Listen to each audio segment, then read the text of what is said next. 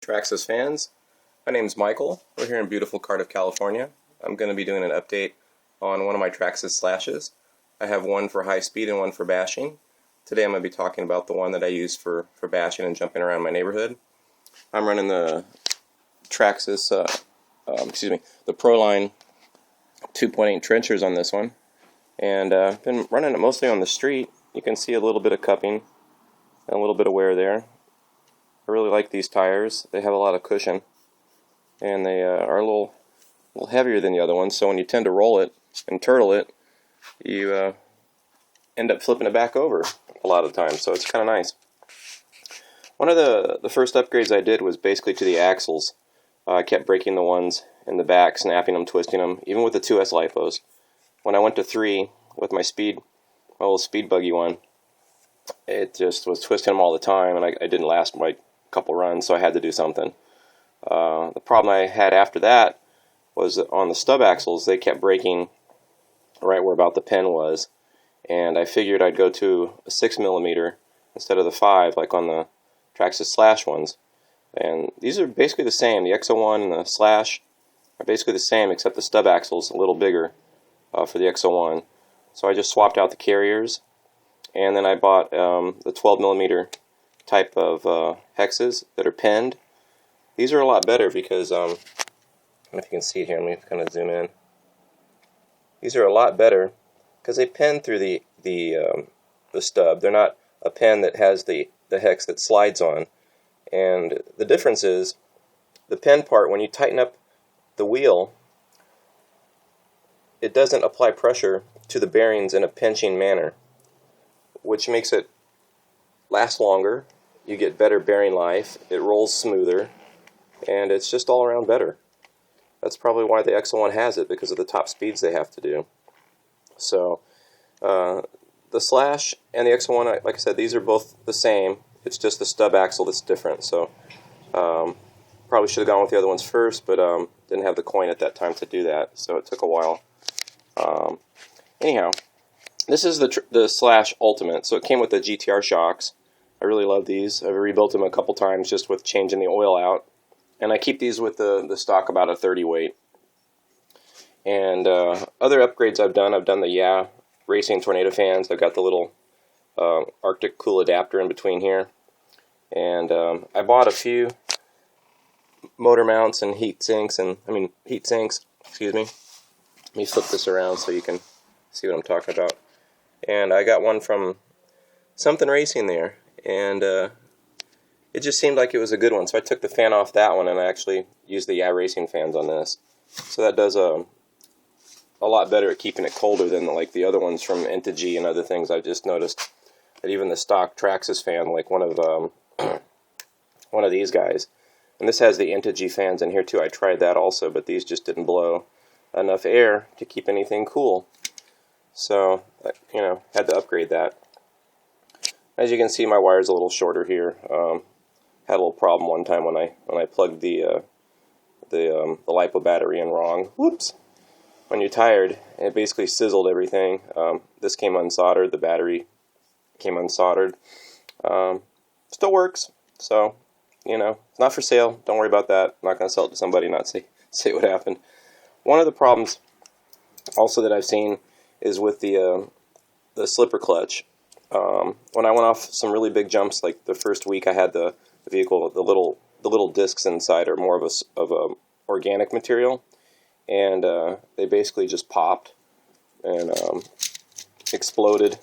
So I went with the e-Revo ones. I just bought the e-Revo kit, and I used basically just the pads from that. They're steel, and that was pretty much it. Didn't use anything else from that kit. Cost about $9, but it was worth it. Totally worth it there. I really like this Slash. It's pretty durable. There are some parts I think that you do need to change on it, and one would probably be the A-arms. Actually, that was the first upgrade that I did because I crashed and I broke the A-arms up front. So that was fun, and a couple of the front end pieces. Let me see if I can. Oh yeah, it's right here. Right here. This is half of what's left here. This is part of the piece that goes in up front. and I kept the bearings just when I go to the store when I need some more. I'll know what size they are. Make it easier there. So I also mounted the motor at a different angle. Instead of having the wires come out on top, I mounted it on the side so it give it more room for the fan. And I'm still able to utilize the little tie down here for some of the wires, keep them out of the way. And I just rolled this up for the steering servo, kind of keep that out of the way. So that's about it that I've done. I mean, just a few things. The front bumpers RPM, skid pad, RPM A-arms front and rear, RPM bumper in the back. Got the little wheelie bars on there. Those are pretty good. I got the RPM mounts.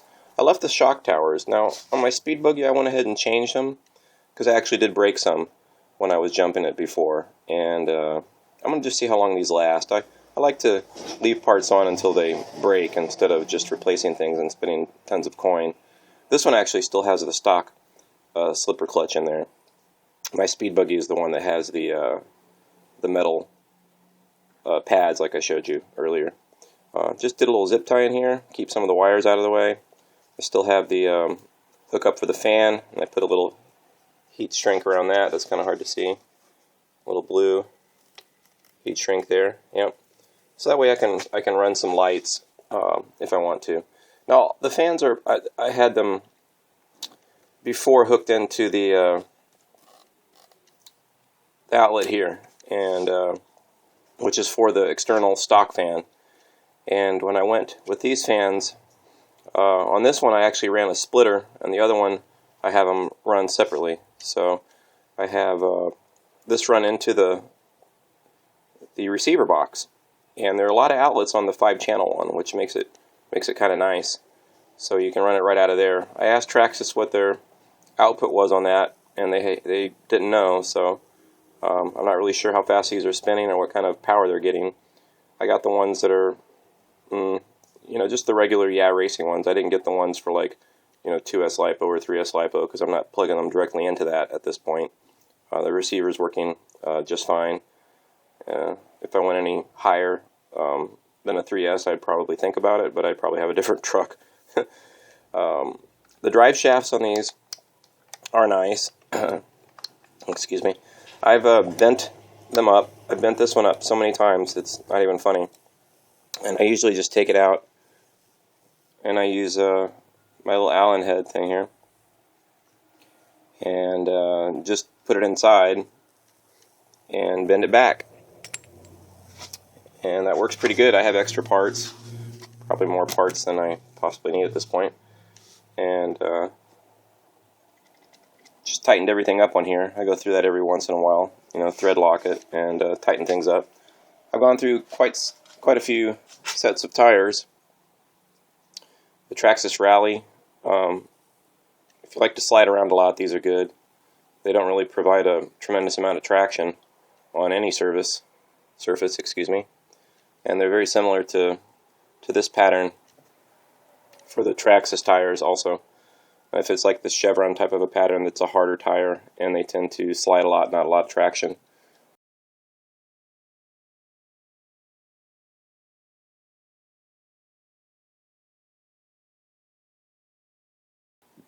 Basically the CA, the super glue in there, and that's just to keep them together so I can still go out there and do a little drifting with them with the 2S LiPos. It's kind of fun. Excuse me, had to cough there. So I got the big monster tires, which I'm going to be running. I really like those on the truck. I've got these for off-road. I like them. They balloon out a lot though. They're real soft and squishy, have lots of traction. I had some rims. Oh, which one were they again? I think they were the Proline rims. Yeah, they just didn't last. They just kept on stripping out inside. So even with the 2S's, so I had to take these tires off because I still thought there's a little cupping in there, but there's still some life left. And I went ahead and bought some of the Rally rims up here. Oh yeah, you can see. I'll show you what I'm talking about. This is what happened, and I put some super glue in there to try to help it from rounding off. But these Proline rims, they really suck. They don't seem to have a very deep dish in here for the hex head to go in, and they just strip out. There's a little bit of slop, a little bit. They're just not tight enough, and the plastic must just really suck. This isn't the first set of rims from them that I've had that have gone bad. So, you know, I wish they were better, but they're definitely not. These would be good tires to do a little more sliding on, but at this point I'm just not going to take them off and worry about it. Let's see here. Now these are basically almost the same tire, but it's the Robber Speed Tread. I really liked these. They have a little bit more of a sidewall, just a little bit more. You can see there, it's kind of hard to tell, but they have just a little bit more of a sidewall. They're a little taller, so it's a little squishier. Not quite the cornering as the Street Fighters, but they still grip really well. And I've never had one problem with the inside of these. With 2S, 3Ss, not one of them was stripped out inside at all. And I think that's really great. That's a good bang for the buck on these, because they're only about $40 for the whole set. That's already pre-mounted and glued. And these things are a lot more expensive. So I wouldn't recommend using the Proline stuff there. Sorry, I'm a little moving around there with the camera. Now these are the stock Traxxas ones with the S1 tires. This is a good compound if you want something that'll do kind of like a little bit of everything. It's not the best at any one single thing, but they're definitely pretty good on the street. And I beat my buddies on their track, and they were running tires like this. You know, although those were two-wheel drive and it was four-wheel drive, but they were really surprised that the stock tires and wheels grab that well, and I was too, because they really stick. I'm really impressed with those. So, got some clay tires over here. I've only been to SDRC a couple times. I'm more into bashing. I'll still be back there sometime soon. Those are very expensive. I think they were about $70 just for those tires and the rims, and I mounted those myself. I like those a lot better. They're still the Proline rims, but they're a little different than the other ones because they're more of the kind of like the stock Traxxas, or just like the Robber, like the Speed Tread. So these I like a lot better. And let me show you why I don't like these two. Is because, oh no, not this one. Sorry. Where did it go? Where did it go? I have so many tires. I don't like the ones that are finned. I don't know if you can see it there easily, but inside you can see some little tick marks, like tick tick, where it caught on the front. Morning, Michael. And basically these when they're on the front up here, when you're turning, they hit on the carriers and the turning things. So you could run a little wider spacer, but you'd have to use the plastic one on a stock axle, and that doesn't really work. Or you get your Dremel and cut that out, but then you're going to have to rebalance the wheel. But these are a little better. These are actually a little deeper inside than the other ones that I showed you. But I just don't like any of the Proline rims. I like the style of a rim better because it doesn't hit on the inside. And this is definitely a lot deeper. You can feel it. I've measured it. It's a ton deeper than this one. I haven't stripped these out in here, but I've definitely had problems with it hitting, and it really clicks pretty loud. I think that's about it. You know, I think going for up to the XL1 axles was a big improvement over these. The bearings are a little bit bigger, and like I said, with the penned stub axle on here, you're not applying pressure in a sandwich type of a motion. They just basically go freely, and they're really good. When I'm done running my truck, I usually take a kind of dirty toothbrush and just clean off the rubber CV boots, and I go over things and get stuff out. And I mean, you can use some end dust stuff or whatever. It works okay, but it doesn't really get all the goop off. So I definitely recommend just getting a toothbrush and going at it like that, especially in the parts up here. It gets it out of the bearings and cleans off things a little better. I'm really happy with this vehicle, and it's been working pretty good for me. Here's my bug body. Well, I got a couple of them that I run on my speed truck. Ta-da! I really like those. And some extra parts. Always need extra parts. I'm gonna come over here. I've got my bug body, truck bodies, and another one over here that I really like. That one's like one of my favorites. That's what I'm running right now. I'm running this one on my basher, and I've got another body that my buddy made for me. Kind of like a Spider-Man type of Repsol, kind of a combination thereof. And this one's been really vented out, and it really helps with jumping capabilities. Here's a body with lights on I got at eBay. Whoever did the paint on this, well, I won't even tell who it was, but they didn't use the right paint. I just started flaking the first day. Got the stock Traxxas body, the General Lee, and another wonderful body off of eBay that somebody didn't use the right paint. Thanks. That's okay. Live and learn. It helps you pick out which sellers to get from, and now I have a few guys that I only buy from. So here's my speed buggy over there. I'll do another review on that one sometime. Maybe I could talk a little bit about it now. Why not? We're already here. It's basically set up the same as the basher truck, except the suspension. Whoop. Here, I'll put it right on top here. Ta-da! The suspension on this one, it has the Proline Protrax. The axles are the same, the X01 carriers, same fans, mounted the motor.